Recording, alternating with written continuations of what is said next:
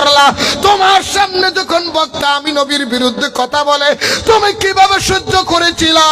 আমি রাসূলের বাম্মা তুলে গালিগালাজ করেছে, কাফেরে বলেছে, আমাকে মূর্খ বলেছে, আমার স্ত্রীকে আনইনটেক বলেছে, আমি নবীকে মরা বলেছে, আমাকে মাটি বলেছে, আল্লাহর ওলিদেরকে মরা বলেছে, নবীর তাড়াইয়া সালামকে শ্রীকৃষ্ণের পূজার সাথে তুলনা করেছে। তুমি কিভাবে সহ্য করলা? আমার নবী যদি প্রশ্ন করে নবীর দরবারে উত্তরে দেওয়ার মতো মুখ আপনাদের আসেনি? আছে আছে খবর যদি বুঝল্লা মাজা কুমতা তাকুলু ফি হাক্কে হাজার রাসূলিল্লাহি বুসাফিসু ফিকুম। এই তোর খবর দেখা দিবে হ এবার কি হতি কি হইবে? এত নবীর মতো সিনিত ফেললি জান্নাতি চিনি না পারো না মাথার দে আরো তো রহ না।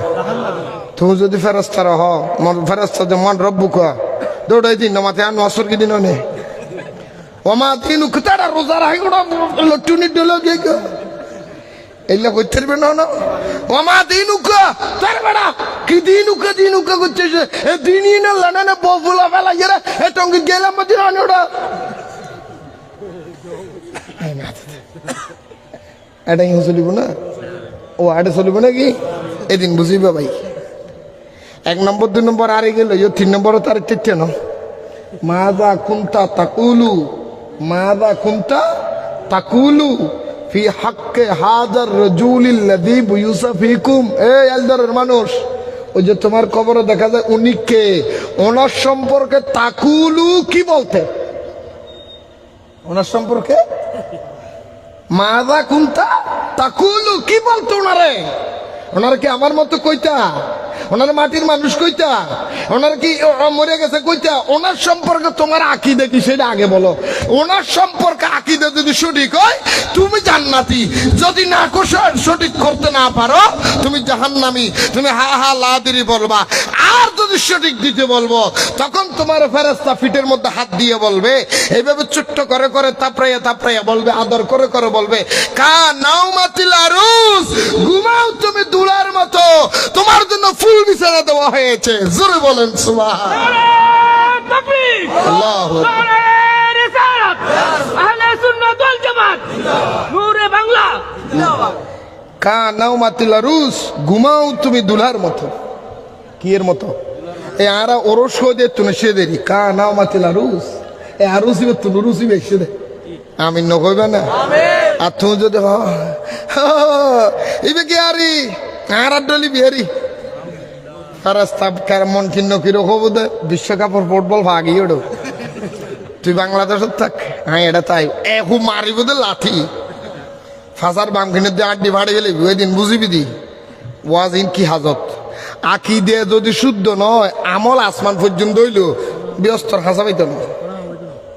আমল দিয়ে যদি ব্যস্ত ফা যাইতু শতান আগা পাইত কিরবা আমল দিয়ে যদি ব্যস্ত ফা যেত হনা পাইতো দে আরো জোর হও না, আরো জোর হও না। আর ইমান দি ব্যস্ত ফা যাবে দিও না দলিল দি আর রাসূল সাহাবী দাহায়াতুল কলবি হযরত দাহায়াতুল কলবি আর রাসূলের দরবারে হাঁদের এদিন কি কর দে নামাতের দে কেন কর দে হাঁদের দে আর রাসূলের দা ও দাহায়াতুল কলবি হাঁদর কে হাদি আর রাসূলুল্লাহ হাদির দি হ্যাঁ বেশি গুণ করি জীবনত কি করি দি আরো জোর হও না। ই কমারও যোগ্য করি বেলা ইয়া রাসূলুল্লাহ তো অসুবিধা কি হও না হাদি ইয়া রাসূলুল্লাহ আমি দাহায়াতুল কলবি এত গুনাহ করছি যেই গুনার কথা শুনলে আসমান জমিন পর্যন্ত তরতর করে কাঁপবে। ইয়া রাসূলুল্লাহ আমি বেশি গুনাহ করছি, বেশি অন্যায় করছি। আমার নবী বলে দাহায়াতুল কলবিরে কি অন্যায় করছো হুজুর? আমি 1 জন নয় 2 জন নয় 10 জন নয় 20 জন নয়, আমি 70 জন কন্যা সন্তানকে জিন্দা মাটির ভিতরে দাফন করে দিয়েছি হুজুর।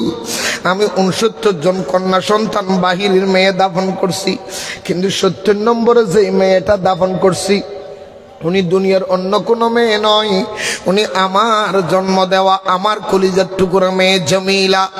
আমার জমিলের যখন দাফন করার জন্য গভীর জঙ্গলের মধ্যে নিয়ে গেলাম, আমি গর্ত করার জন্য যখন চেষ্টা করলাম, গর্ত যখন করতেছিলাম, আমি যখন মাটি করা আরম্ভ করলাম, আমার শরীরের মধ্যে মাটি লাগে, আমার জামি লাগিয়ে নিজের কাপড় দিয়ে আমার মাটিগুলি পরিষ্কার করে দে। কারণ বাপের জন্য বেশি আদরের হলো মেয়েরা, ঠিক কিনা বলেন না? আরো জোরে বলেন না, ঠিক কিনা? আজকেও আমি মাহফিলে আসার সময় আমার মেয়ে পা দুটোটা জড়াইয়ে ধরে বলে, আব্বা সারাদিন তোমার পাই নাই, আব্বা একটু থাকো না। আজকেও আমার মেয়ে আমাকে পা ধরাইয়ে ধরলেন, ছেলে পা ধরায় আব্বা জান থাকো না। মা মেয়েরা বেশি আদরের হয়। আমার জামিলা ইয়া রাসূলুল্লাহ, আমার জামিলা, আমার শরীরের মধ্যে যখন মাটি লাগে, আমার রসুল বলে জাহায়াতুল কলবি বলে আমার মাটিগুলি মুছিয়া দে, মুছিয়া দে। এক পর্যায়ের মধ্যে কিছুক্ষণ মাটি করার পরে আমি যখন শক্তি কমে গেল, বল পড়ে গেল, আমার মেয়ে জামিলা, আব্বা তুমি গর্ত থেকে উঠে যাও, তোমার বদলে আমি মাটি খনন করে দিই। ও আব্বা, গভীর জঙ্গলের ভিতরে তুমি কেন মাটি খনন করো? বলে তুই বুঝবি না, আমি মাটি খনন করি। আমাকে বসাইয়া জিরাইতে দিলেন, বসাইতে দিলেন, রেস্ট করতে দিলেন। আমার মেয়ে জামিলে নিজের হাতে মাটি খনন করলেন, মাটি তুলে দিলেন। আমার শরীর থেকে যখন গাম ভরে, নিজের জামা দিয়ে আমার গামগুলি মুছে দিলেন। বলে আব্বা জান এত কষ্ট কেন করো? কিছুক্ষণ পরে এত মায়া করে, এত দয়া করে, একবার ডাইনে চুমা দে, একবার বামে চুমা দে। হুজুর, আমার অন্তরটা এত পাষাণ ছিল, এত শক্ত ছিল, এত পাথর ছিল, এত আদর করলো। আমি মেয়ের দিকে একবার তো নজর করি নাই, আমার মেয়ের দিকে ভালো নজর একবারও তাকাই নাই, যদি মায়া লেগে যায়। হুজুর, আমি এত পাষাণ্ড ছিলাম, এত পাথর ছিলাম। হুজুর, আমার মেয়ে জামিলা মাটি গর্তগুলি খনন করে যখন শেষ হয়ে গেল, ডাক দিয়ে বললাম, জামিলা রে, এই গর্তটা তোর জন্য করছি, তোর গর্তের মধ্যে ফেলে দেব, মাটি চাপা দিয়ে আমি ঘরের মধ্যে চলে যাব। হুজুর, এই টাইমের মধ্যে আমার মেয়ে জামিলাকে আমি আমার পাগুলি জড়াই ধরে বলেছে, আব্বা আমাকে মাফ করে দাও, ক্ষমা করে দাও। যেই জায়গার মধ্যে বাপ শব্দ নাই, আমি ওই গ্রামের মধ্যে চলে যাব, ওই এলাকার মধ্যে চলে যাব। আমি আপনাকে জীবন বাপ পরিচয় দিব না, আমার জন্য তোমার কষ্ট পেতে হবে না, আমার জন্য তোমার চেহারা মলিন হবে না। আব্বা জানলে আমাকে মাফ করে দাও, আমি জীবনে তোমাকে বাপ পরিচয় দিব না, আমি এলাকা ছেড়ে চলে যাব। ইয়া রাসূলুল্লাহ, আমি জামিলের দিকে একবারও নজর দিই নাই, একবারও তাকাই নাই, আমি খালি করতেই আছি। তারা ধাক্কা দিলাম, ফেলে দিলাম, মাটির চাপা দিতেই আছি, দিতেই আছি, দিতেই আছি, দিতে দিতে সিনা পর্যন্ত যখন মাটির মধ্যে গেড়ে নিলাম, আমার শিশু কন্যা ডাক দেখো, বাবা ও আব্বা, আমি আর জীবনে কোনোদিন তোমাকে পরিচয় দিব না, অন্তত আর মাটি দিও না, আর মাটি দিন আমি সহ্য করতে পারি না। আব্বা জান, আমি যদি জানতাম তুমি এমন করবা, আমি জীবনে তোমার ঘরে জন্ম নিল আমি ওই জায়গার মধ্যে বিষ খেয়ে জীবন দিয়ে দিতাম। ইয়া রাসূলুল্লাহ, এত অনুনয়, এত বিনয়, এত বিনয়, এত অনুনয়, এত মোহাব্বত, এত ভালোবাসা, এত আদর আমারে দেখাইলো, আমি একবারের জন্য আমার জামিলের দিকে তাকাই নাই। শেষবারের জন্য মাটি যখন মাথার উপরে দিচ্ছিলাম, আমার জামিলে ডাক দিল, আব্বা জান, আমি জীবনের মধ্যে আমি রুহের জগতে যাব, বলে দিবে কেউ যাতে কন্যা সন্তান না হয়। আল্লাহ কেন আমাদেরকে কন্যা সন্তান করে পাঠাইলো, বড় দুঃখ পাইলাম। আমি তারপরে আমার মেয়ের দিকে তাকাই নাই, আমি মাটি চাপা দিয়েছি। হুজুর, আল্লাহর কসম, এখনো পর্যন্ত আমার কানের মধ্যে আমার জামিলা আব্বা আব্বা আব্বা আব্বা বলে ডাকছে। আমার আব্বা শব্দটা আমার কানের মধ্যে এখনো টাস টাস টাস টাস করে বাড়ি খাই। হুজুর, আমি বলতে পারি না কি অপরাধ করেছি, কি ভুল করেছি, কি অন্যায় করেছি। আল্লাহ আমারে জাহান্নাম ছাড়া কিছু দিবে না। আমার নবী ডাক দিয়া বলে, যাও দায়াতুল কলবি, কান্দিস না রে, কান্দিস না। আল্লাহ আমল চাই না, আল্লাহ চাই ঈমান। তুমি যেই তারিখে নবীর হাতে হাত রাখিয়ে কলমা পড়ে মুসলমান হয়েছ, নবীর জীবনে চাইতে বেশি মোহাব্বত করেছ, নবীর বেশি ভালোবেসেছ, নবীর তরিকার মধ্যে হাত দিয়েছ, যেই তারিখ কলমা পড়ে মুসলমান হয়েছ, ওই তারিখের মধ্যে আমার আল্লাহ তোমার অতীত জীবনে যত গুনাহ করেছ, আল্লাহ সমস্ত গুনাহ মাফ করে দিয়েছে। আরো জোরে বলেন না সুবহানাল্লাহ। আমার দয়াল নবী এমন রহমতের নবী, আমার নবী বলে আল্লাহ ডাক দেখো বন্ধুরে, এই জন্য বলো আন্নাহুম ইজ যালামু আনফুসাহুম জাউকা ফাস্তাগফিরুল্লাহ ওয়াস্তাগফার লাহুমুর রাসূল লাওয়াজাদুল্লাহ তাওয়াবার রহিমা। আমার দয়াল নবীর দরবারে চলে যাও, দরবারে যদি নাও যেতে পারো, যখন হাত তুলে দোয়া করবা, আমার দয়াল নবীর উসিলা দিয়ে দোয়া চাইবা, আমি আল্লাহ তুই যত বড় পাপী অপরাধী হস না কেন, আমি আল্লাহ দয়াল নবীর খাতিরে আমি তোমার গুনাহ মাফ করে দিব। আমার নবী ডাক দিয়ে বলে দাহায়াতুল কলবি, 70 জন কন্যাকে জিন্দা দাফন করে দিয়েছ, তারপর কলমা পড়ে মুসলমান হওয়ার কারণে আমি আল্লাহ, আমার আল্লাহ তোমাকে মাফ করে দিয়েছে। আনোয়ারার মানুষ, হাইলদরের মানুষ, 70 জন কন্যা সন্তান জিন্দা দাফন করা ব্যক্তি কলমা পড়ার কারণে, নবীর আশিক হওয়ার কারণে, আকীদায়ে আহলে সুন্নাত হওয়ার কারণে আল্লাহ ক্ষমা করে দিলেন। আর শয়তান পৃথিবীর জমিনের মধ্যে আমলের কমতি নাই। আল্লাহ বলে পৃথিবীর এমন কোন জায়গা না যেখানে শয়তান সাজদা দেয় নাই।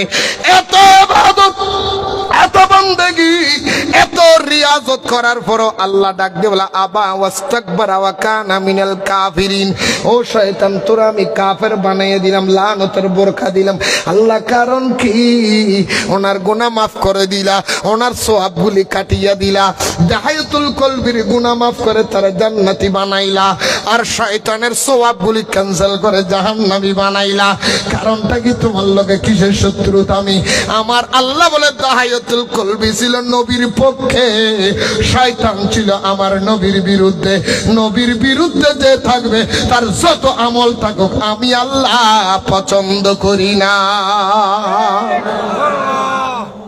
কথা বুঝে পারগিনে, কথা বুঝে পারগিনে, ধরো না মাথার দেওয়া কথা বুঝিও না। ইয়া জান্নাত কি আমল দিবে বুঝে না নাকি ইমান দিবে বুঝে? একই দি, একই দি। ইমানিয়ান পাইতে চাইলি নির্ভেজাল নবীর ভালোবাসা বলি। কি বেজাল? কি বেজাল? এরা ভালোবাসি নির্ভেজাল না বেজাল? এই নির্ভেজাল ভালোবাসি চলিও না। আজ এত নির্ভেজাল ভালোবাসিবে। শিবের নির্ভেজাল ভালোবেসেছেন উনি খাজা মিয়া হাজি হয়েছেন। যিনি নির্ভেজাল ভালোবেসেছেন উনি খাজা হাবিবুল্লাহ হয়েছেন। যিনি নবীর নির্ভেজাল ভালোবেসেছেন উনি মোহসেন আউলিয়া হয়েছেন। যিনি নির্ভেজাল ভালোবেসেছেন উনি গাজী শের